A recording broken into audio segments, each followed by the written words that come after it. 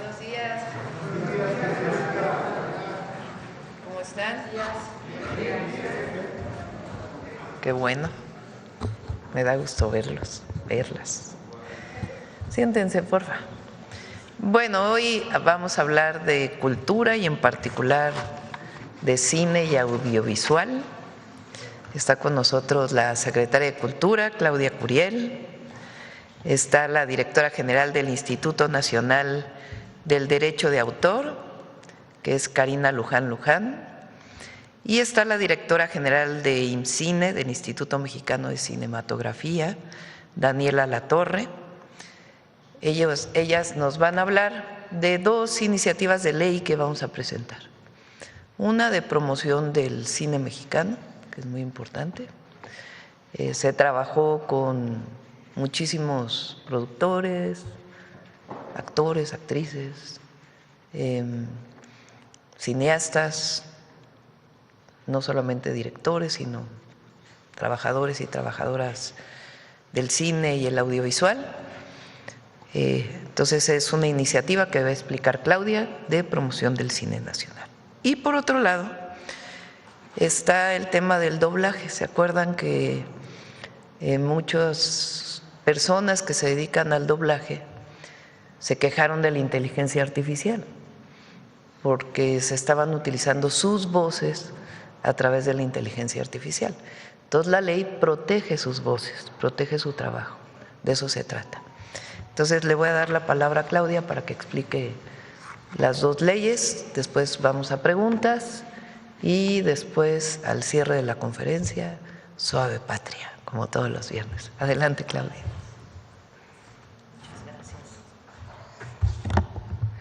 Muchas gracias, con su permiso, Presidenta. Muy buenos días. Como comentaba la Presidenta, hoy vamos a anunciar y a comentarles dos iniciativas que son fundamentales para el sector cultural, que se han esperado, sobre todo la de cine, por muchos años, y también la de intérpretes de doblaje. La iniciativa, vamos a empezar con la iniciativa para una nueva ley federal de cine y el audiovisual. En este sentido, para darles contexto, les quiero compartir que la ley pasada, avanzamos por favor. Bueno, la última ley que había, que era la Ley Federal de Cinematografía, es del 1992. En todas estas décadas sabemos que se han actualizado los formatos, las películas, tal cual película se llamaba por el formato análogo, y ahora pues hay muchos otros formatos, incluye a muchas otras actores en este ecosistema y era importante actualizarlo. Pero lo más importante de esta ley es que la del 92 surge en un contexto neoliberal donde tenía una visión de mercancía, principalmente la obra, y lo que se hizo en esta ley del 2026 es trabajarla con fundamento en los derechos culturales. Esto incluye, por supuesto, el acceso democrático, como la participación, el derecho a la propia identidad y a la memoria. Esta ley cambia también su marco legal a la realidad actual, como comentaba, la industria que tiene que ver también con las plataformas, con lo digital, y por eso este ecosistema integra también a lo audiovisual. Entonces es una ley que va acorde a un contexto actual. El cine tendrá 130 años, pero imagínense que esta ley tiene más de 30 años. En los últimos 100, pues es una ley que ha tenido que transitar y que lo que era importante para nosotros era pues justamente trabajar con una ley que acompañara la transformación cultural que impulsa el gobierno. Tiene puntos centrales como la equidad en el fomento, es decir, ya no se apoya a los mismos, se trata de una visión de un país pluricultural, donde cada uno tiene derecho a narrarse a sí mismo, como muchas convocatorias que hay de pueblos originarios, afromexicanos, y de democratizarlo a lo largo del país para descentralizarlo. El cine y el audiovisual son una expresión cultural que construye identidad, memoria y comunidad, y por eso era importante que este cambio de paradigma y este gobierno le diera ese enfoque de derechos culturales, que además no solo incluye a los directores, productores, exhibidores, incluye el derecho de las audiencias al acceso, y en todo eso vamos a dar más detalles más adelante. Vamos a hablar ahora de puntos centrales que fueron los que la comunidad, después de años de escucha y de trabajo y de negociación con todas las partes, exhibidores, actores, directores, productores, audiencias y todas las instituciones que participaron, trabajamos y llegamos a un acuerdo fundamental. La ley pasada hablaba de la exhibición nacional del 10% en salas, pero tenía una revisión anual, lo cual dejaba en desventaja al cine mexicano porque quedaba en horarios, en momentos donde realmente no le daba visibilidad. Con la competencia del cine pues extranjero, el gobierno ha aumentado mucho el tema del fomento. Por ejemplo, en cuanto entramos, Eficine tuvo un aumento considerable. Este año el presupuesto tuvo un aumento considerable. El domingo se anunciarán los incentivos, pero si todo el trabajo del Estado para producir no tiene una salida de exhibición, pues no tiene sentido. En ese sentido, llegamos a que se va a revisar de manera semestral y de manera semanal, con el derecho a que por semestre puedan ajustar las carteleras, y que de 7 días se amplía a 14 días la exhibición de cine nacional para trabajar en la creación también de audiencias. Además, se refuerza la presencia de material de promoción en plataformas digitales. ¿Qué quiere decir?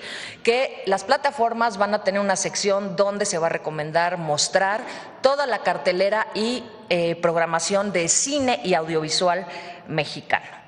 Siguiente, por favor. Un tema fundamental que tampoco tenía la otra ley es el tema de la memoria audiovisual. Actualmente todo lo que se produce en México tiene alguna copia de resguardo, pero no de todo lo que se hace. Eso lo que genera es una pérdida de la memoria, de la narrativa, de todo lo que se produce en nuestro país, que finalmente es un archivo, y ahora hay un mandato de conservar, restaurar, digitalizar, difundir el acervo patrimonial que integra nuestra memoria, y con reglas muy claras de archivo a través de la Cineteca Nacional para tener este bagaje que es también patrimonio y derecho a la memoria. El siguiente punto, que también fue uno de los más importantes y la comunidad cultural cinematográfica va a estar muy contenta, es refrendar el compromiso del Estado para garantizar el fomento al cine mexicano a través de Focine. Esto ya está en la ley, es decir, no es un programa presupuestario aislado, es una garantía que además la presidenta nos respaldó para que tenga un incremento progresivo del presupuesto conforme a disponibilidad, por supuesto, pero eso ya lo vimos refrendado el año pasado y con un fortalecimiento del cine nacional. Por último, algo que también era muy importante era articular una política cinematográfica nacional a través del INCINE, en coordinación con los municipios, con los estados, para que los fondos y todo lo que aporta el IMCINE y toda esta distribución pues tenga equidad y descentralización en el fomento, la producción, la difusión, y garantizar que en todo el territorio y que las diversas voces puedan participar. Con esta actualización pasamos del formato análogo a lo que implica ya una ley actual con la tecnología, con medidas justas para visibilizar el cine nacional, potenciarlo, pero también el derecho de las audiencias. Esto sería lo que va en tema de cine. Resumen importante: la exhibición de cine nacional en salas del 10% garantizado, el fomento al cine garantizado por el Estado, el tema de la ley de memoria, y que ahora integre a todos los actores y reconozca el trabajo de las distintas cadenas que integran el ecosistema del cine.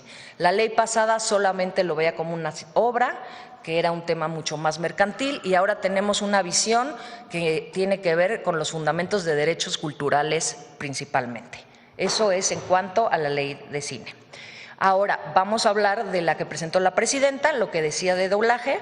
En atención a las instrucciones del 2025 de la presidenta, cuando muchos intérpretes de doblaje se acercaron a nosotros por la preocupación del uso sin consentimiento de su voz, la clonación y el doblaje en inteligencia a través de inteligencia artificial, hubieron reuniones muchos meses con todos ellos, con la Consejería Jurídica, con muchas organizaciones, con Indautor, y mencionar que el tema de la discusión de inteligencia artificial pues ahora es uno de los más importantes a nivel mundial. Su regulación pues es un tema de discusión todavía en muchos temas incipiente, pero en el campo de la cultura sería la primera iniciativa que aportaría una protección a todos estos trabajadores que no tienen una contratación formal. Por ejemplo, ahora y por primera vez, y eso es bien importante, se va a reconocer a la voz humana como una herramienta artística única e irrepetible que es parte de la imagen de la persona y cuyo uso requiere autorización expresa e informada. Esto los protege para que solamente con su consentimiento y retribución se pueda hacer uso expresa de su voz. Esto toca a una reforma tanto a la Ley Federal del Trabajo como a la Ley Federal del Derecho de Autor, donde los reconoce. Actualmente la Ley del Trabajo solo reconocía a cantantes y algunos gremios, ahora está ahí como intérpretes y otorga evidentemente en ambos casos una protección. Establece reglas claras para darle seguimiento y en este sentido se van a ampliar las facultades de Indautor para dirimir las controversias con mecanismos mucho más ágiles, para evitar procesos judiciales y procesos prolongados, como ha pasado, por ejemplo, con los derechos colectivos de las comunidades originarias y afromexicanas, como fue el caso de unos tenis que copiaron un modelo de Oaxaca. Bueno, eso, como han visto en el tema de derechos colectivos, se ha avanzado muchísimo y esto es lo que va a suceder con Indautor. Entonces, es proteger a los trabajadores con la herramienta principal que es su voz y sobre todo a los que no tienen un contrato formal de trabajo para que estén regulados. Eso es cuanto, Presidenta. Muchas gracias.